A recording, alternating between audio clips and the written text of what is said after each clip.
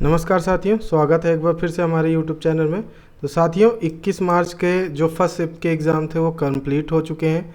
उसके मैंने जितने भी हो सके हैं क्वेश्चन को कलेक्ट करने की कोशिश की है और इसका मैंने एनालिसिस करके आपको क्वेश्चन बताने वाला हूं, जिससे आपके आगामी पेपर में किस प्रकार से क्वेश्चन आ रहे हैं उससे आप अपनी एग्ज़ाम की तैयारी कर सकें। तो अगर मुझे बात करें, जैसे बच्चे पूछते हैं कि मैक्स नंबर भी बता दीजिए करिए कि 100 आज का हाईजेस्ट कितना गया, तो आज जो मुझे पता गया है तो वो 118 नंबर थे जो हाईजेस्ट गए हैं। और आज का पेपर जैसे पैडागॉजी वाला जो पार्ट था वो कुछ ज़्यादा टफ पूछा गया था। इस तरह की चीज़ें हमें पता चली हैं। तो चलिए बिना देर गवाए हम इस वीडियो को स्टार्ट करते हैं। जैसे अगर पहले क्वेश्चन की बात करेंगे तो यह क्वेश्चन था कि अम्लीय वर्षा में सबसे ज़्यादा नुकसान किसको होता है। तो याद रखिएगा, अम्लीय वर्षा जो होती है सबसे ज़्यादा नुकसान होता है संगमरमर को। आपने देखा होगा अम्लीय वर्षा ही एकमात्र ऐसा कारण है जिसके कारण ताजमहल की खूबसूरती में कमी आई है। आपने देखा होगा कि ताजमहल जो है पीला पड़ गया, उसका मुख्य कारण जो है आपका अम्लीय वर्षा है। अम्लीय वर्षा में कई एसिडिक रेन होती हैं, जो एसिड्स होते हैं वो संगमरमर को क्या पहुंचाते हैं, हानि पहुंचाते हैं। फिर नेक्स्ट क्वेश्चन था कि मनुस्मृति के अनुसार धर्म का लक्षण कितने हैं। तो धर्म के लक्षण यहाँ पे मनुस्मृति के अनुसार 10 बताए गए हैं। फिर नेक्स्ट था कि तस्मय पद का विभक्ति एवं वचन क्या है। तो यह तस्मय पद जो था उसका चतुर्थी और एक वचन है। ठीक है, चतुर्थी और एक वचन। फिर नेक्स्ट क्वेश्चन की बात करें तो था कि परिमाण मात्र में कौन सी विभक्ति होती है।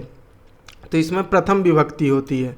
फिर नेक्स्ट क्वेश्चन था जो कि इम्पोर्टेंट क्वेश्चन था, जिसमें पूछा गया कि सबसे ठंडा मरुस्थल कौन सा है। कई ऑप्शन दिए गए थे जिसमें आपका आंसर जो है कि अंटार्कटिका और ग्रीनलैंड। क्या अंटार्कटिका और ग्रीनलैंड एक दो ऐसे आपके रेगिस्तान हैं जो ठंडे मरुस्थल के रूप में जाने जाते हैं, जिसमें से अंटार्कटिका जो है दुनिया का सबसे ठंडा और सबसे शुष्क रेगिस्तान माना जाता है। तो इस चीज़ को आपको याद रखना है कि अंटार्कटिका महाद्वीप जो है दुनिया का सबसे ठंडा और सबसे शुष्क रेगिस्तान है। फिर नेक्स्ट है कि आयोडीन की कमी से होने वाला रोग।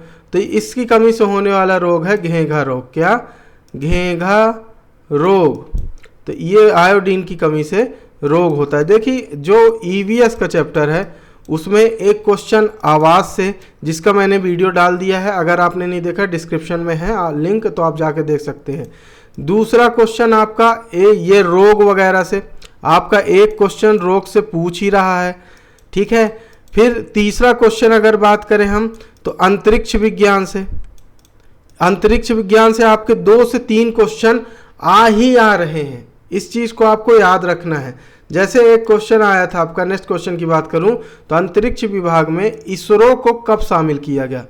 तो इस बार कुछ हट के क्वेश्चन पूछा, तो इसमें लोग कंफ्यूज होकर गलत कराए हैं, जबकि इसरो को शामिल मैंने अपने जो आपका इसरो और नासा वाला वीडियो अगर आपने नहीं देखा तो डिस्क्रिप्शन में लिंक है, आप देख सकते हैं। तो उसमें मैंने बताया है कि अंतरिक्ष विभाग में इसरो को कब शामिल किया गया था।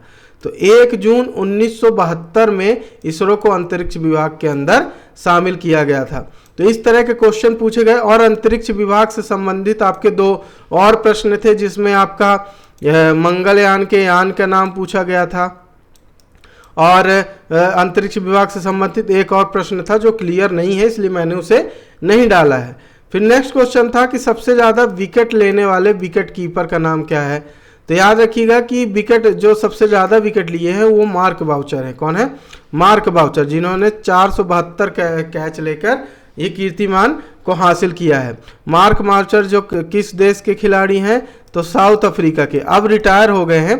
कारण क्या था इनके रिटायरमेंट का? तो आपको ये भी याद रखना है कि मार्क बाउचर के रिटायरमेंट का कारण था उनके आंख में बॉल लग जाने के कारण, विकेट कीपिंग कर रहे थे, बॉल लग गई थी, जिसके कारण उनकी रोशनी, एक आंख की क्या हुई, रोशनी कम हो गई, जिसमें उनको दिखना बंद हो गया। इस कारण वो रिटायरमेंट ले लिए। और सेकेंड आपका आते हैं एडम गिलक्रिस्ट, जो विश्व के महानतम बल्लेबाज के साथ साथ विकेट कीपर में भी इनका नाम शुमार है। और फिर थर्ड में आपका आएंगे महेंद्र सिंह धोनी, जो भारत के। अगर आपसे यहाँ पे पूछता है कि भारत का ऐसा कौन सा खिलाड़ी है जो विकेट लेने वाले विकेट कीपर है, तो वह कौन है? आपके महेंद्र सिंह धोनी है।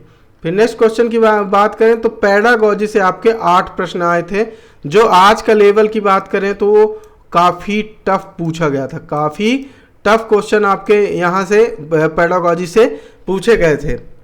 उसी प्रकार अगर गणित की बात करूं तो सरलीकरण से आपके 3 से 4 क्वेश्चन पूछे गए थे। आपका अनुपात से एक प्रश्न आया था, एक प्रश्न बात करें तो प्रतिशत से आया था, बहुलीकरण से आया था, त्रिभुज की माप ज्ञात करने के लिए आया हुआ था, संख्या बदलने वाले 2 प्रश्न थे। इसी प्रकार एक दो और टॉपिक थे जिनसे क्वेश्चन पूछे गए थे। मोस्टली आपके सबसे ज़्यादा क्वेश्चन आपके किससे आए थे? सरलीकरण से आए थे।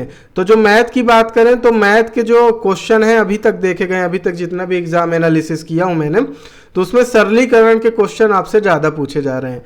वहीं अगर हिंदी की बात करें तो हिंदी में विलोम शब्द, पर्यायवाची शब्द, समास, छंद, कारक और कहावतें, इसी प्रकार हिंदी में भी सेम आपका माफ करिएगा, संस्कृत में भी सेम आपका विलोम आ रहा है, समास विक्रय आ रहा है, संधि विच्छेद आ रहा है। तो इस तरह के शब्द संस्कृत में भी सेम पूछे जा रहे हैं। तो कुछ इस प्रकार का था आज का एनालिसिस। और अगर आज की बात करें तो सबसे ज़्यादा टफ अगर बात करें तो पेडागोजी के प्रश्न आए थे, बाकी एक का लेवल सामान्य था, कोई ज़्यादा टफ नहीं थे, सिर्फ मात्र एक पोर्शन था जो पेडागोजी का वो टफ पूछा गया था। तो इस तरह के हम आगामी समय पे वीडियो लाते रहेंगे। तो अगर आपको परेशानी ना हो कि हमारी वीडियो आपको प्राप्त ना हो तो हमारे चैनल को सब्सक्राइब करिए और बेल आइकन को दबाना ना भूलिएगा, जिससे जो भी आगामी हम वीडियो अपलोड करें तो आपको नोटिफिकेशन